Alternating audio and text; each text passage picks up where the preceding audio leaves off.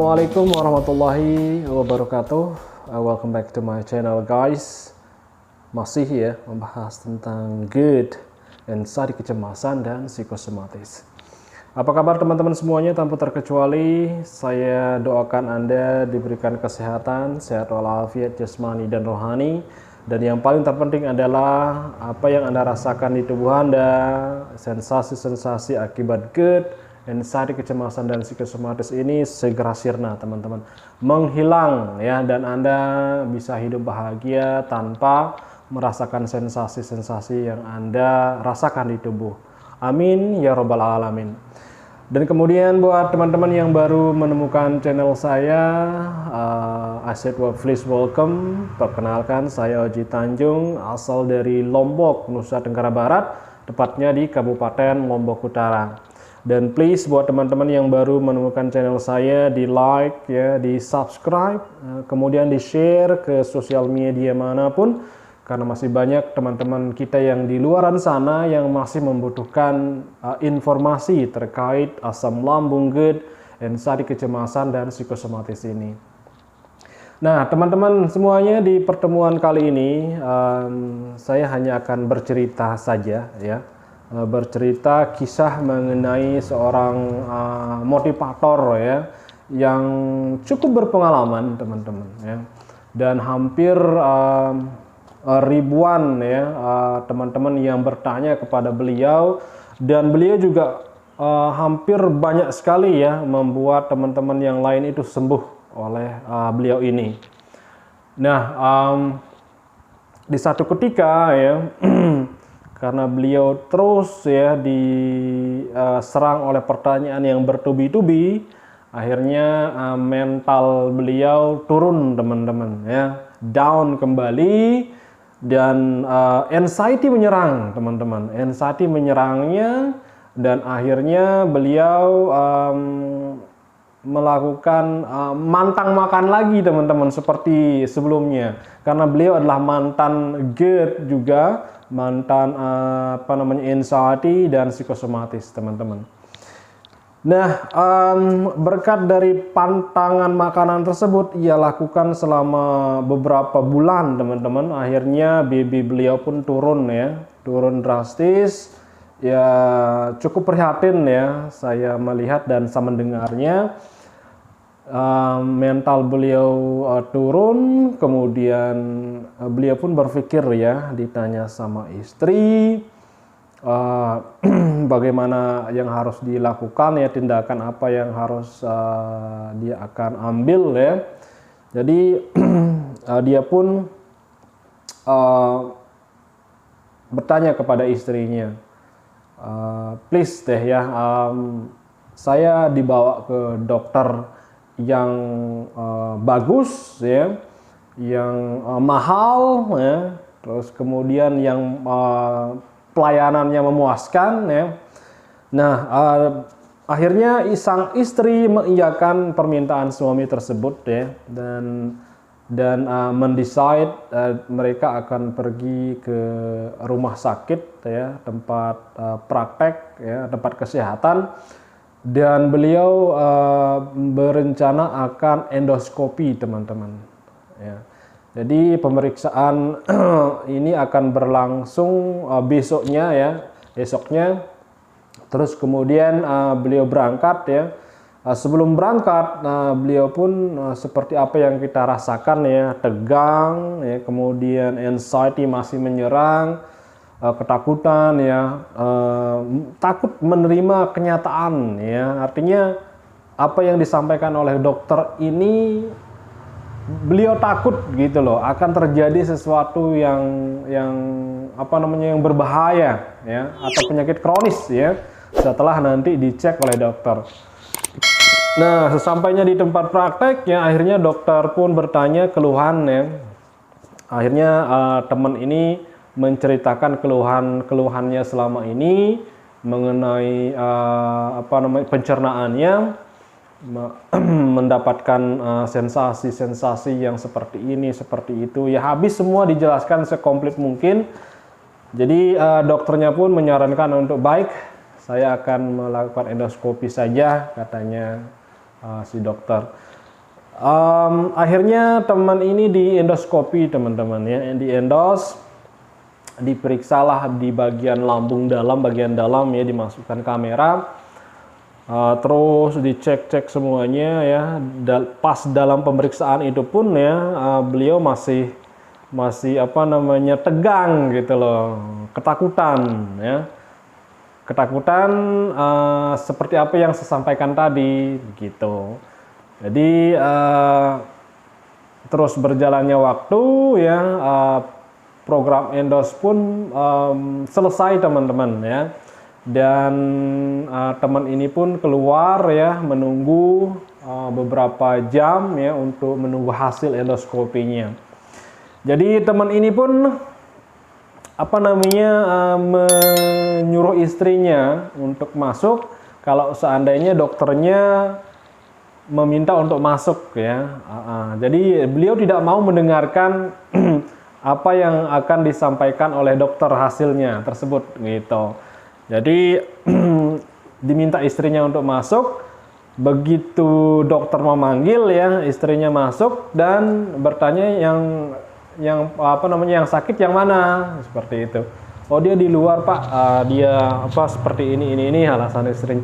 Enggak, saya mau dia masuk ya. Akhirnya dipanggillah suaminya ya, teman ini. Begitu dipanggil, dar seperti itu ya, seperti kaget lah ya. Artinya ketakutannya semakin merajalela ya, dag-dug-dag, jantung berdebar lah segala macam ya, seperti itu. Dan terpaksa ya teman ini masuk ya untuk mendengarkan hasil dari endoskopi dokter tadi. Nah, pada waktu dijelaskan ya,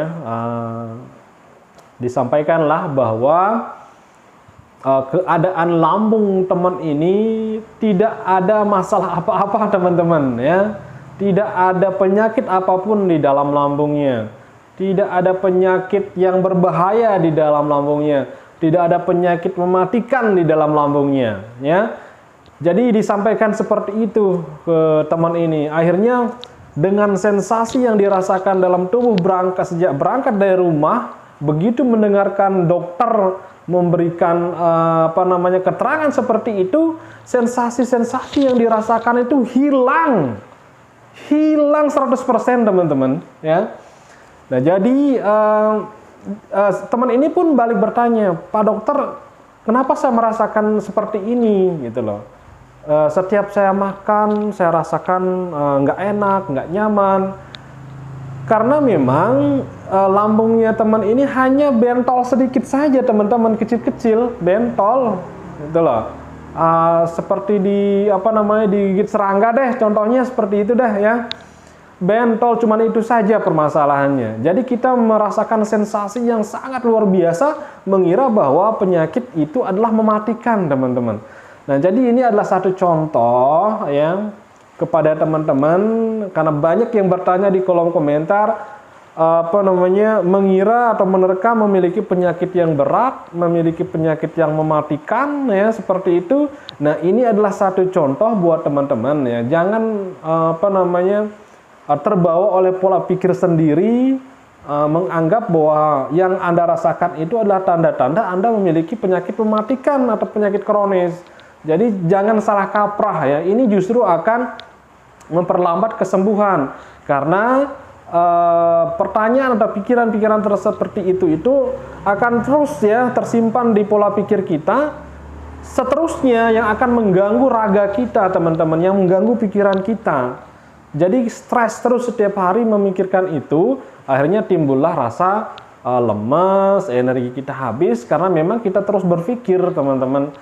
Terus kemudian apa namanya, kelengan, salah satunya karena memang vitamin, terus kemudian apa namanya, karbohidrat yang kita konsumsi ya di dalam tubuh kita tidak diserap sempurna ya ke bagian yang lain teman-teman. Jadi ini yang menyebabkan kelengan juga teman-teman. Jadi ini yang perlu kita apa namanya, pahami, dan memang sengaja saya di sesi ini saya bercerita teman-teman. Ini adalah fakta, kisah nyata, saya tidak buat-buat. Seperti itu ya ceritanya. Jadi teman-teman bisa mengambil kesimpulan ya bahwa apa yang Anda rasakan saat ini itu tidak apa-apa, teman-teman. Hanya sensasi yang membuat pikiran kita semakin semeraut, ya. Karena pikiran kita semerautan, stres, akhirnya ya udah kita merasakan hal-hal yang memang merasa bahwa diri kita akan end besok, ya. Begitu mendengarkan namanya pengumuman di masjid, pengumuman kematian, kita sudah mengira bahwa kita akan mati besok, seperti itu, teman-teman. Jadi cukup berpikir seperti itu, ya. Anda itu tidak sakit, ya. Anda itu tidak memiliki penyakit yang berbahaya. Ini hanya gangguan, ya, gangguan yang membuat pikiran kita juga terganggu. Jadi rubahlah pola pikir Anda bahwa apa yang Anda rasakan ini hanya berdasar dari asam lambung tersebut, ya. Asam lambung yang tidak stabil membuat pikiran kita kacau, teman-teman. Pikiran kacau akhirnya cemas. Cemas menghasilkan asam lambung tinggi kembali. Ini yang harus Anda pahami. Lagi-lagi, ya, sudah saya sampaikan di video saya sebelumnya. Stop jalur ini, ya. Lingkaran setan ini harus di stop, teman-teman, ya. Anda jangan terperangkap di situ. Potong jalurnya, lakukan aktivitas, ya. Ketika ada sensasi yang Anda rasakan, jangan sudah cemas malah semakin cemas, justru akan menambah asam lambung, akan meningkat kembali, teman-teman, ya. Jadi seperti itu, ya, cerita di video ini. Semoga cerita ini bisa Anda ambil contoh, ya, dan Anda bisa terbuka pola pikirnya. Dan tentu, ya, bisa setiap hari akan berpikir positif kembali bahwa tidak akan terjadi apa-apa. Saya dari 2018, ya, mengalami gangguan ini sangat parah, teman-teman. Sampai tidak bisa jalan, sampai saya memberikan mandat ke istri, ya, saya tidak mampu, akan sampai besok saya kira diri saya akan mati, teman-teman. Dan buktinya saya masih hidup, teman-teman, ya. Ajal itu adalah rahasia Allah Subhanahu wa Ta'ala. Kita tidak mampu memprediksinya, teman-teman. Kemudian buat teman-teman, ya, kuatkan mental Anda, kuatkan pikiran Anda, fokus di pikiran tersebut bahwa Anda itu sehat, Anda itu tidak memiliki penyakit berat, Anda tidak memiliki penyakit mematikan, teman-teman. Stay strong, ya. Latih mental Anda keluar, jalan-jalan. Ini adalah penyemangat, ya, sampaikan di video ini. Biar teman-teman itu merealize, ya, sadar, teman-teman bisa memainkan pola pikirnya yang lebih jernih kembali. Jangan hanya berpikir masalah penyakit saja. Karena saya memang tahu, teman-teman, dulu, ya, semenjak dari bangun tidur, teman-teman, sampai saya tidur lagi, saya mikirin penyakit saja. Akhirnya apapun itu, ya. Contoh saja misalnya, kalau kita terus berpikir penyakit itu, ya, pikiran kita akan lelah, capek, ya, menghasilkan lemas, glukosa kita habis, seperti itu. Contoh saja, ya, mungkin kita memegang suatu benda di tangan, ya, seharian pun walaupun ringan, teman-teman, ya, capek, teman-teman, tangannya. Begitulah sebuah badan ini. Ketika kita memberikan badan kita ini terus berpikir, teman-teman, badan ini akan capek, ya. Kasihan, teman-teman. Jadi please bangkit, ya. Saya tahu, ya, ada beberapa teman yang memiliki mental seperti ini, ada yang besar, ada yang lebih besar lagi. Jadi di sini saya tidak memaksa, teman-teman. Hanya saja, ya, saya memberikan Anda support, dukungan kepada teman-teman, ya, biar bisa lepas dari gangguan ini, bisa bebas seperti manusia pada umumnya, teman-teman. Dan tentu, ya, sehat kembali, hidup bahagia bersama keluarga dan orang-orang yang terdekat di hati Anda semuanya. Baik, sekian dulu video kali ini, ya, video cerita kali ini. Semoga cerita ini menjadi inspirasi buat teman-teman. Stay strong, salam sehat, salam tangguh. Maafkan jika ada kata-kata yang salah. Saya minta maaf yang sebesar-besarnya. Wabillahi taufiq wal hidayah. Wassalamualaikum warahmatullahi wabarakatuh.